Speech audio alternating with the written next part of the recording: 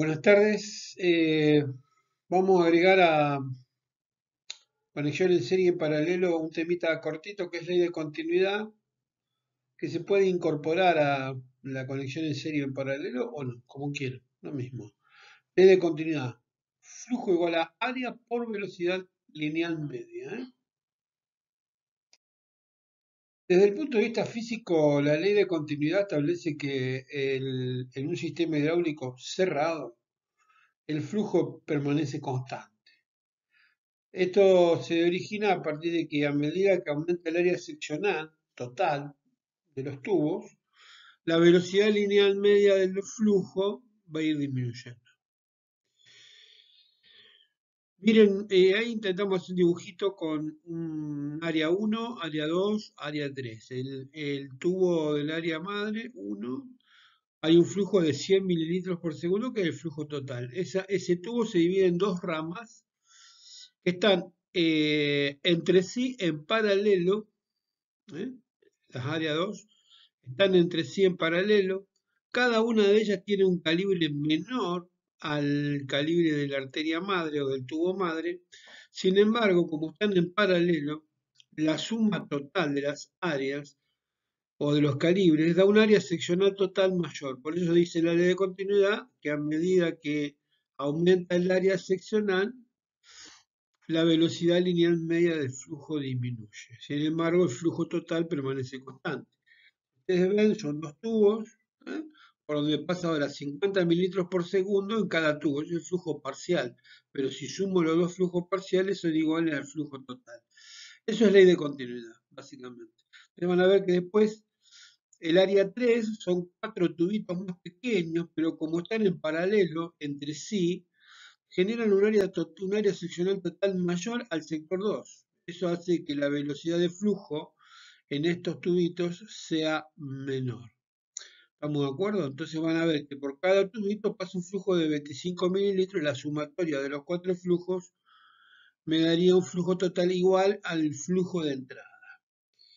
Esto un poco yo lo quería relacionar con la conexión en paralelo y la conexión en serie. Los tubos del sector A2, los dos están conectados en paralelo entre sí, pero cada uno de ellos está conectado en serie con respecto al tubo madre.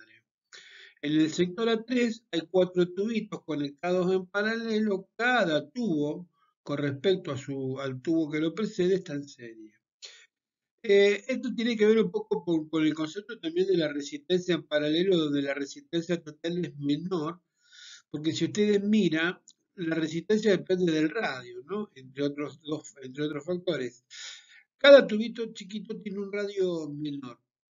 Sin embargo, como están en paralelo, el radio total que forma el área seccional total de los cuatro tubos puestos en paralelo es mayor. Por lo tanto, hay un mayor radio total que cada uno de los radios. Por eso se habla de que en la resistencia paralelo, la resistencia total siempre es menor.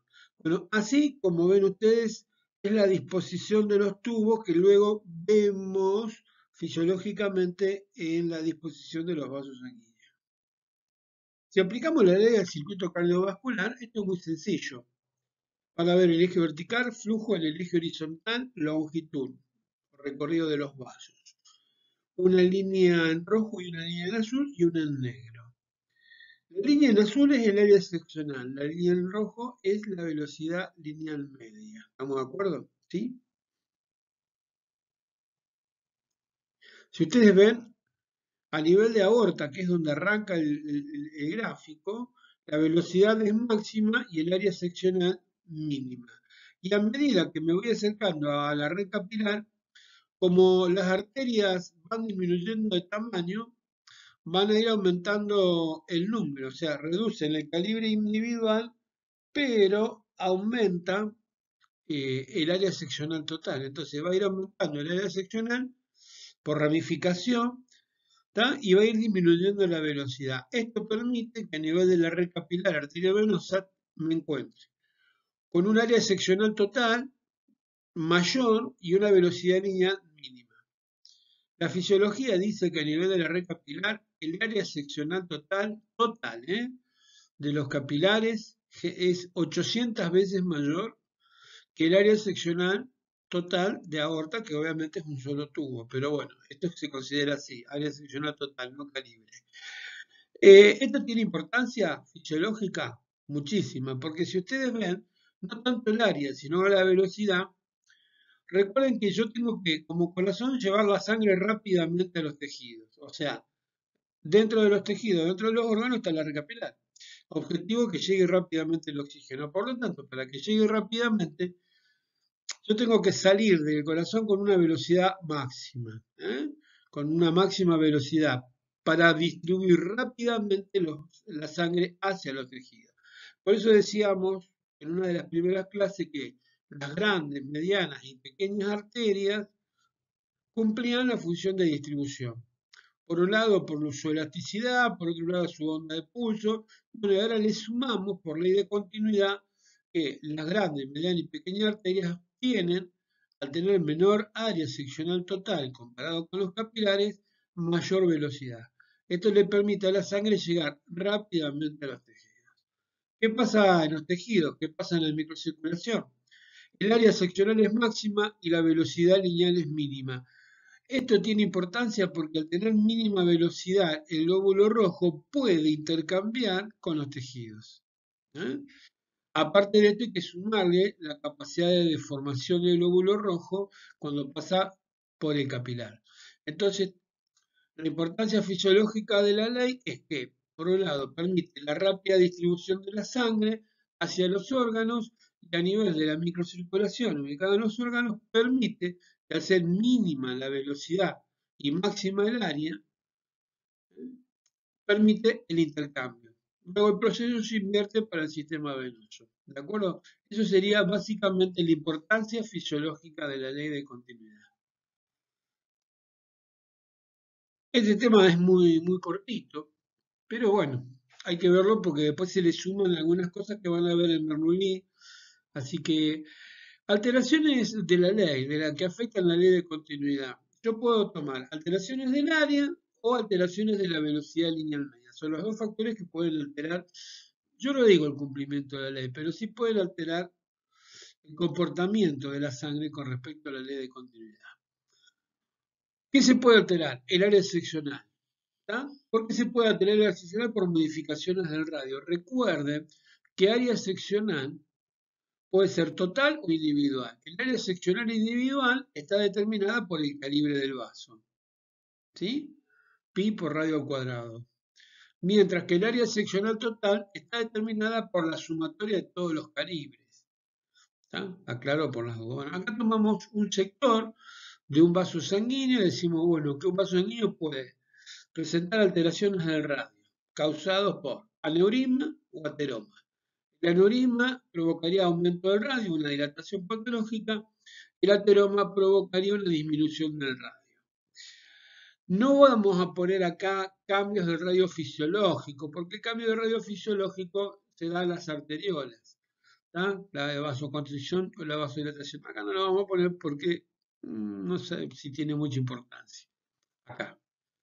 La otra causa que altera el cumplimiento de la ley o que puede modificar el comportamiento del flujo es la velocidad lineal. Hay tres causas que alteran la velocidad. Acá sí tengan en cuenta esto.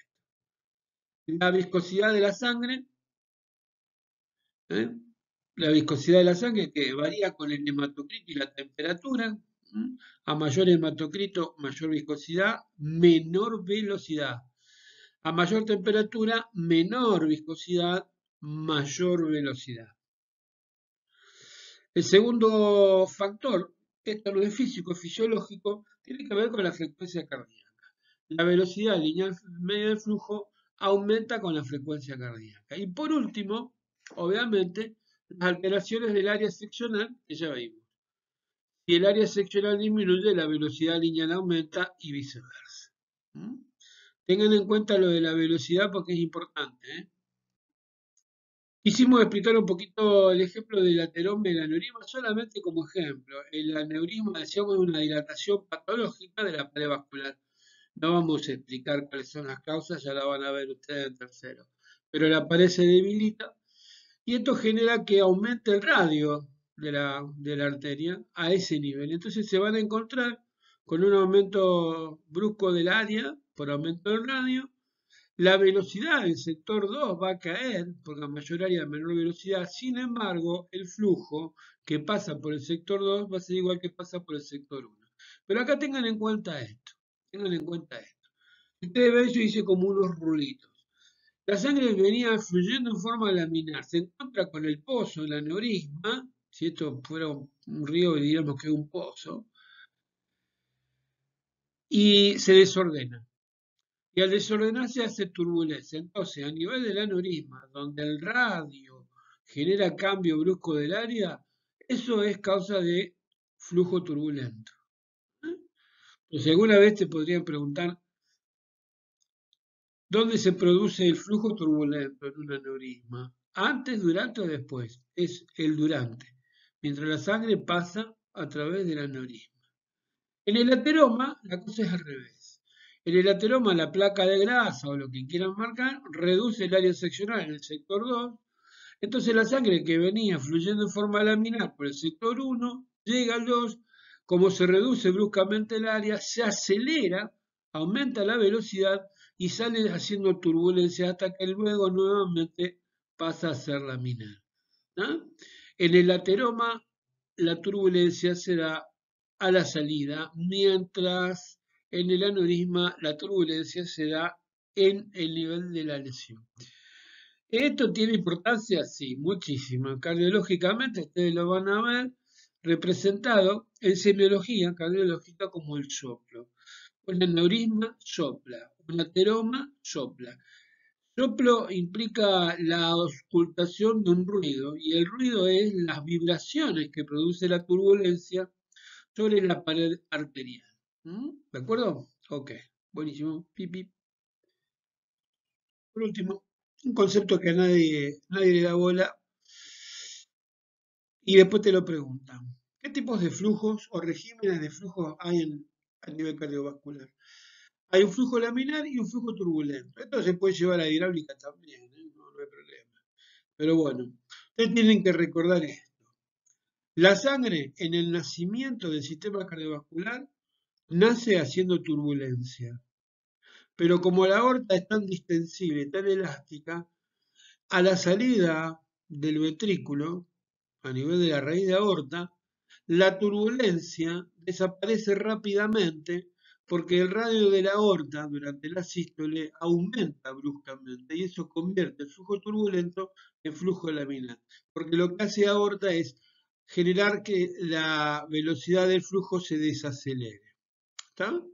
Entonces lo convierte en laminar y la sangre continúa en forma laminar a lo largo de todo el circuito.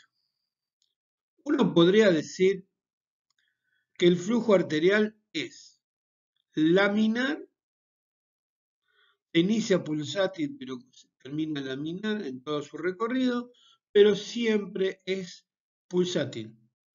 Comienza turbulento, rápidamente se convierte en laminar y en todo ese recurrido es pulsátil. ¿Y pulsátil por qué? Porque se mueve a través de una onda de pulso generada por la diferencia de presión sistólica y diastólica. ¿Qué es el flujo turbulento? Los físicos definen el flujo turbulento como aquel que se produce cuando las láminas líquidas que se desplazan una sobre otra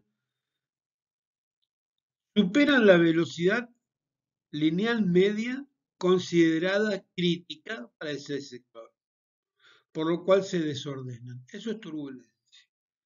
Bien. Físicamente nosotros podemos determinar la probabilidad de flujo turbulento o laminar físicamente, porque cardiológicamente sabemos que la sangre arterial fluye en forma laminar y pulsátil. No así la sangre venosa que fluye en forma laminar y continua. Hay que recordar que en el origen del flujo, el flujo arterial es turbulento.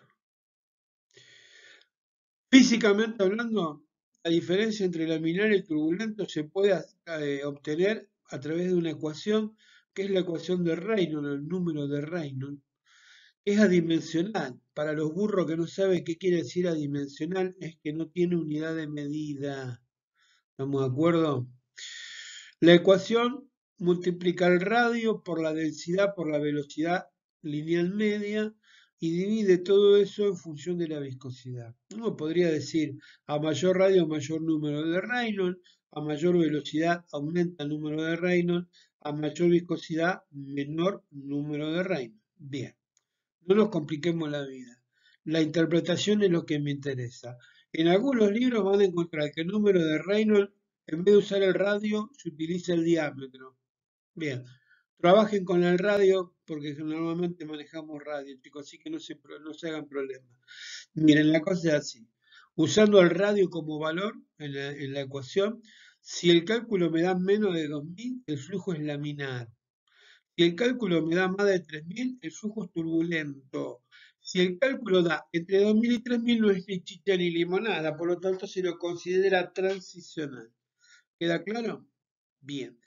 ¿Esto es válido para flujo aéreo? Sí. ¿Cuál es la diferencia entre el flujo sanguíneo y el flujo aéreo? Es sencillo. El flujo sanguíneo, lo vuelvo a repetir, a nivel arterial nace turbulento, se convierte en laminar y es pulsátil, mientras que el flujo venoso es continuo y siempre laminar. ¿Qué pasa con el flujo aéreo? El flujo aéreo es turbulento en las vías aéreas superiores y luego se convierte siempre en laminar en las vías aéreas inferiores.